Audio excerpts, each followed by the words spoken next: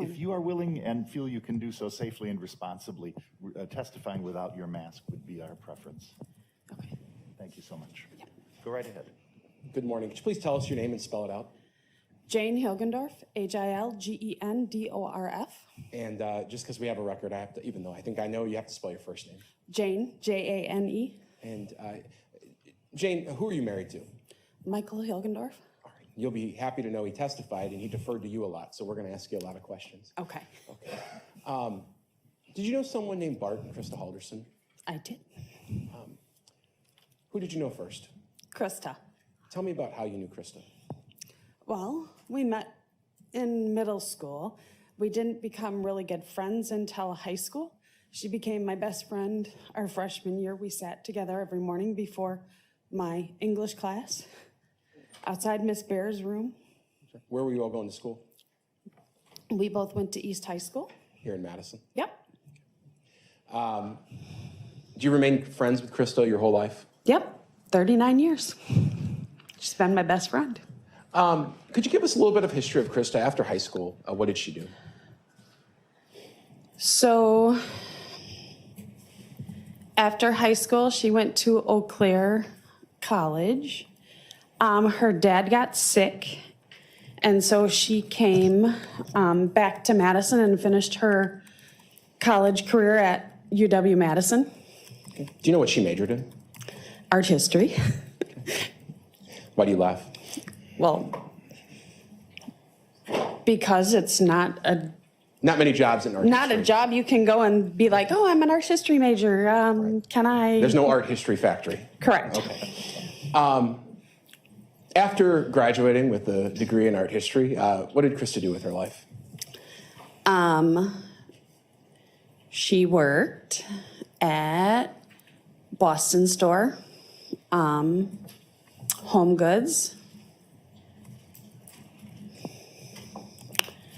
She got married to Bart. How did she meet Bart? They both worked together at Boston Store.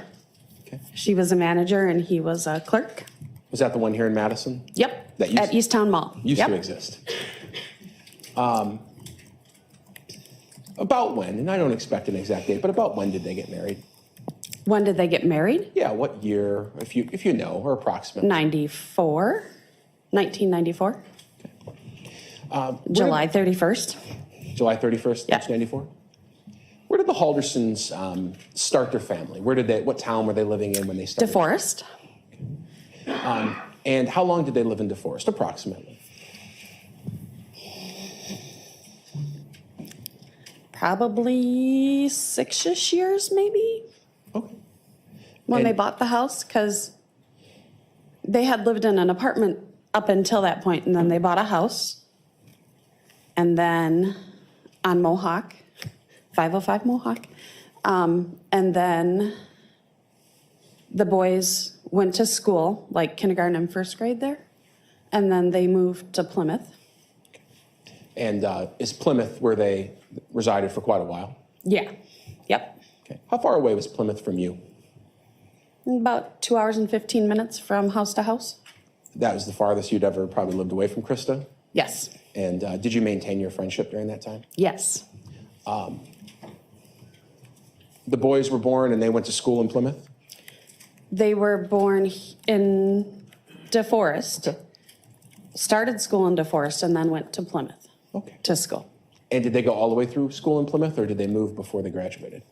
Nope. Bart had received another job when Chandler was a senior, and Krista's like, we're not moving him until he's done with high school so that he can finish out Okay. at one school. So the boys were able to graduate from Plymouth. Correct. And Bart's new job drew him closer to you again.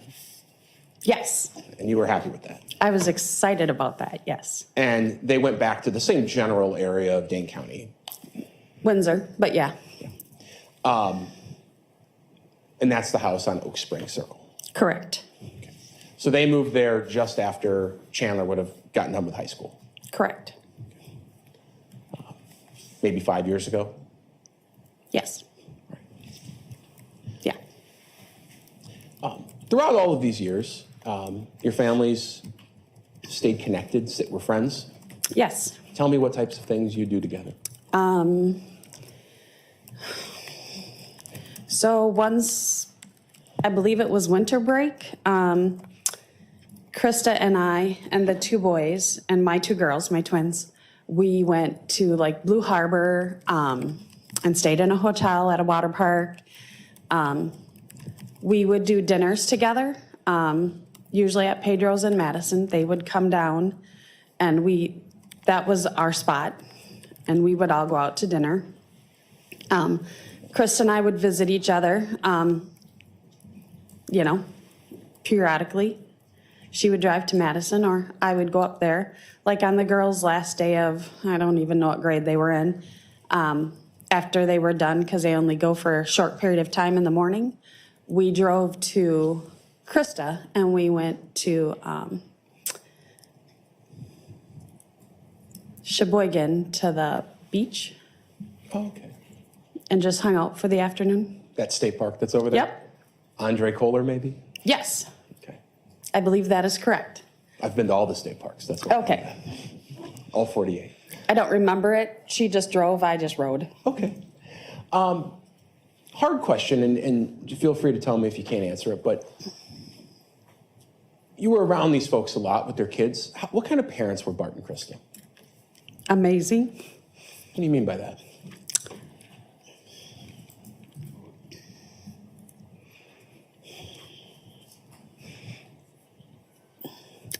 They never really got angry. Like, I'll throw myself under the bus because when I get mad at my girls, I used to yell. They weren't yellers. They didn't do any of that stuff. I mean, I don't think they had probably ever even spanked their kids. They always gave them options and choices. Okay. Now, Mitchell and Chandler, very close in age, 18 months or so apart. Correct, yeah. Mitchell wasn't living in the house on Oak Springs, correct? No. But Chandler was? Right. When they first moved there, he lived there for a very short period of time. Mitchell did. Mitchell did. And was Chandler always living there, or had he moved out at times and come back? He had moved out and when he went to school in Platteville. And then, they move out, live in a dorm, then come back for the summers. And then I think he lived on, I believe it's Main Street, by like the Echo Bar. I don't know what the street is. Sure. He lived down here somewhere Yep. with some roommates? Yep. Okay. But then eventually moved back Exactly. with Yep. mom and dad? Okay. Yep. After a year, or about a year, yeah. In early July of last year, 2021, at some point you hear that Krista didn't go to work one day where she was supposed to be there, right? I got a call from my husband, yes. And your husband works with Krista. Correct. At Zimbrick, yes. What, if anything, do you do with that information when you hear that Krista no-showed on a Friday to work? I went, that's not my best friend. She would never do that. So I immediately called her cell. It went right to her voicemail. I called Bart. It went right to his voicemail, and I'm like, what the heck? So I didn't remember that I had Chandler. That's fine. We call him Chaz. That's fine. I didn't remember I had his number, so I called Mitchell right away. And I asked Mitch, I said, where's your mom? And he's like, what do you mean? She's at work. And I said, she didn't go to work and she didn't call in. He's like, I don't know. So then I called Chandler.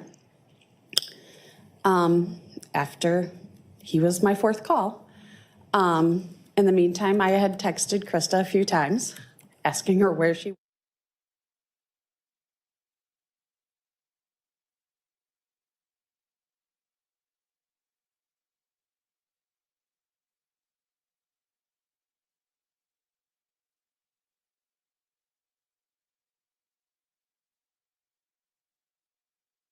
cabin? Had you been there personally?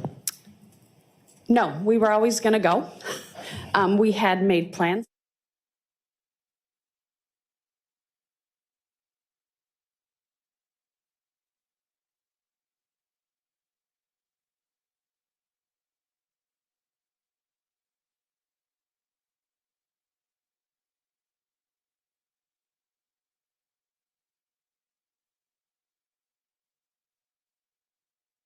Said, I don't know. And I said,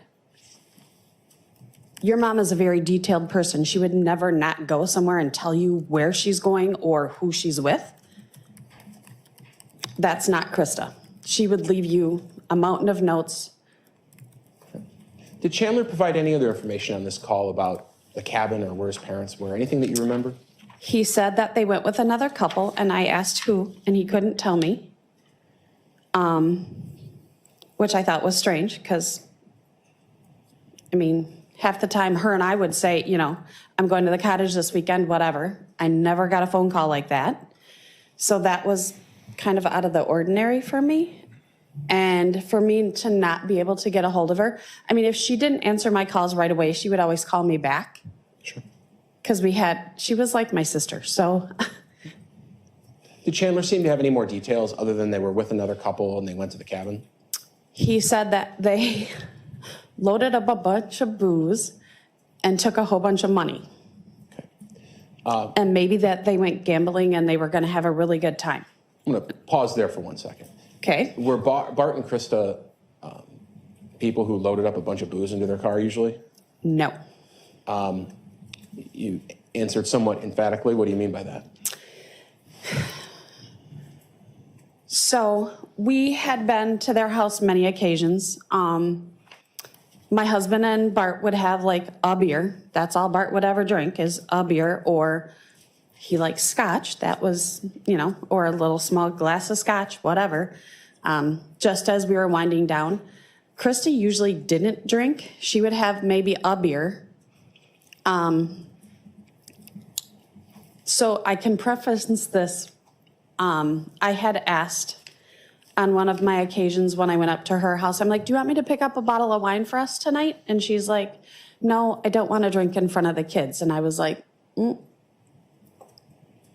you're an adult. You can. Right. You don't share that concern yourself. No, I don't. Okay.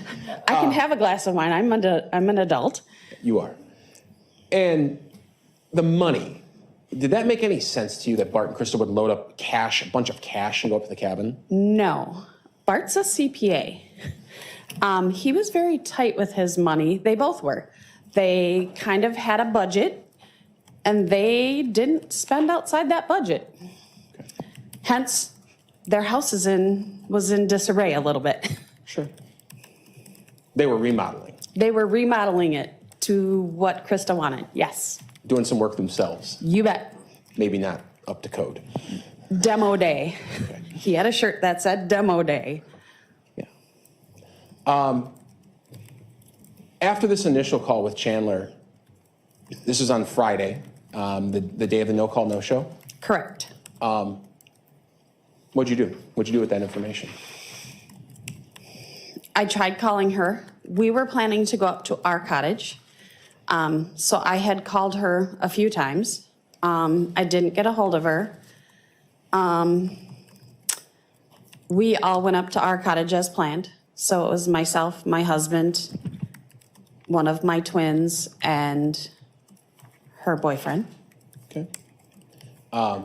Your cottage in relation to theirs, I think your husband said 88 miles away. Sound about right to you? Yep, about an hour. Yep. But despite being an hour away, and both of you having cottages up north, you never made the trek. You'd always thought maybe we'll do it someday, but you'd never done it. Right. Okay.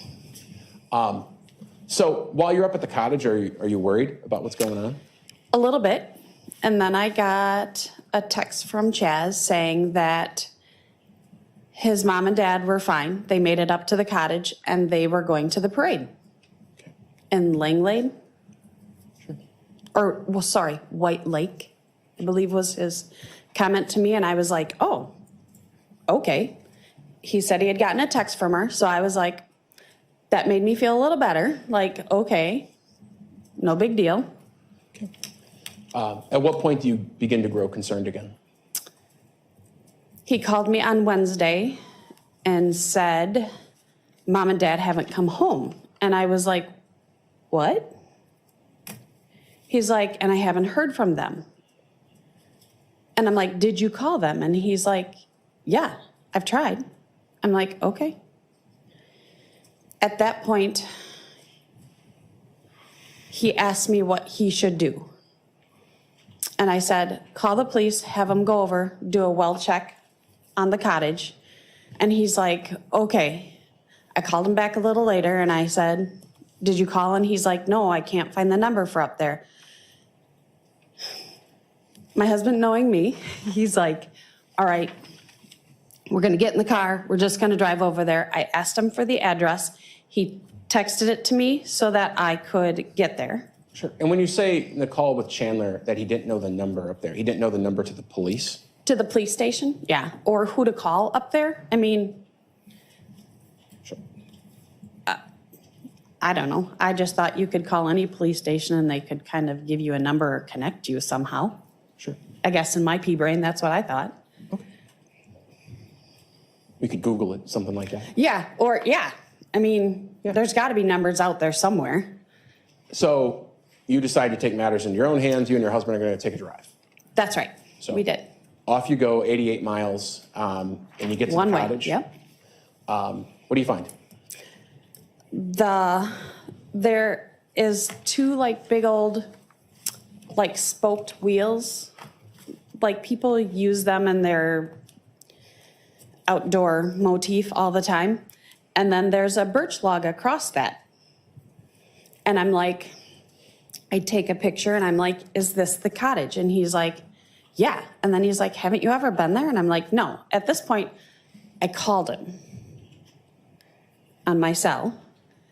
And I said, Chandler, no one's been here. The grass is like 2 feet tall, well, 16 inches, 2 feet tall. And when you drive over grass, like when we haven't been up to the cottage, it gets pushed over. So you know that somebody's been there. It wasn't pushed over. Okay. It was pretty tall. So you call Chandler. I called him back. Get and back I in your said, car, I would imagine, and you're talking to him? my husband didn't let me go out of the car. He said, you stay in. I'm going to go look. Okay. So I called Chandler back, so I have him on the phone, and I'm like, nobody's been here.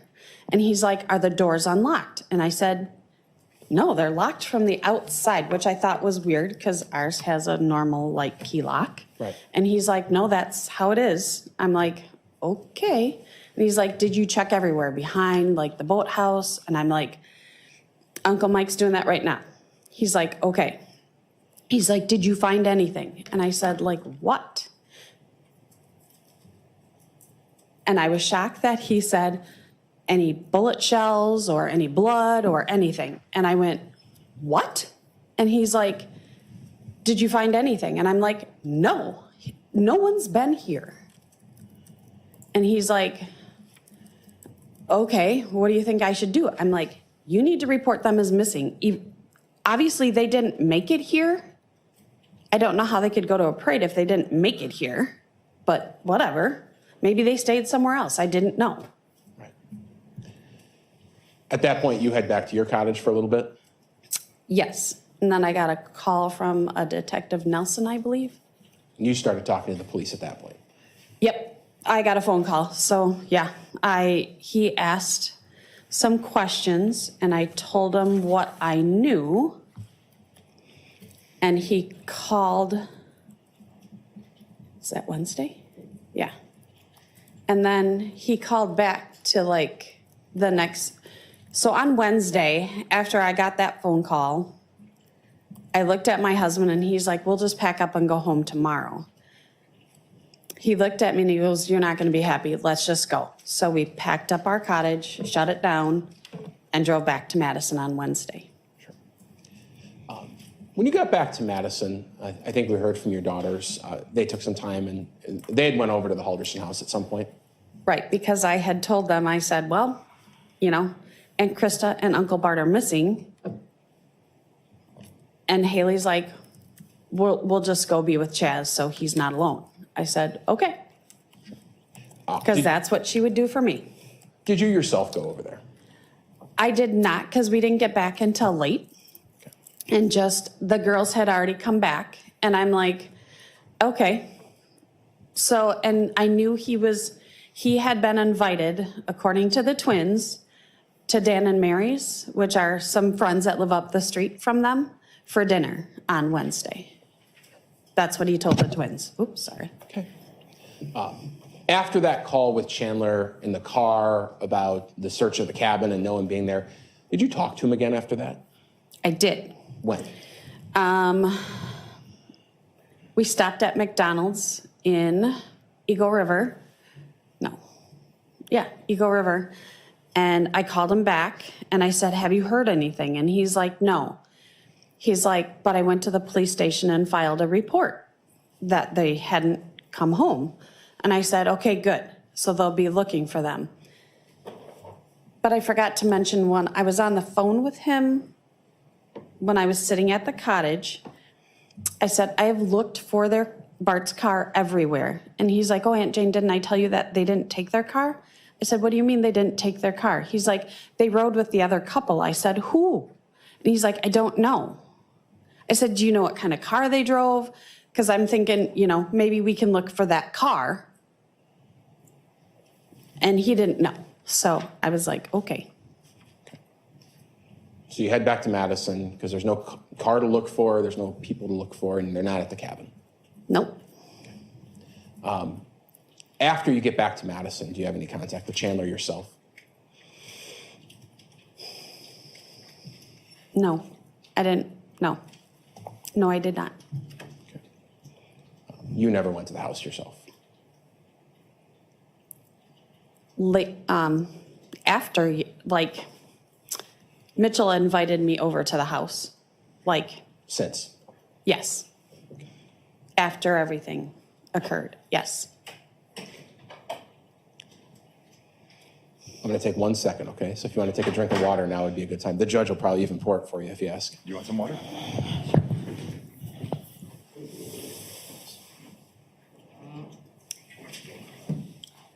It's a good idea for all of us, right?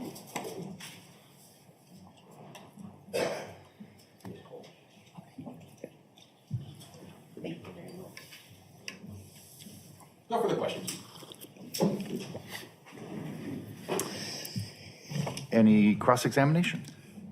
No, Your Honor, thank you. May this witness be released and excused. Yes. Thank you so much. Have a good remainder of your day. You can leave the water up there if you want, or take it with you. Right here. Okay.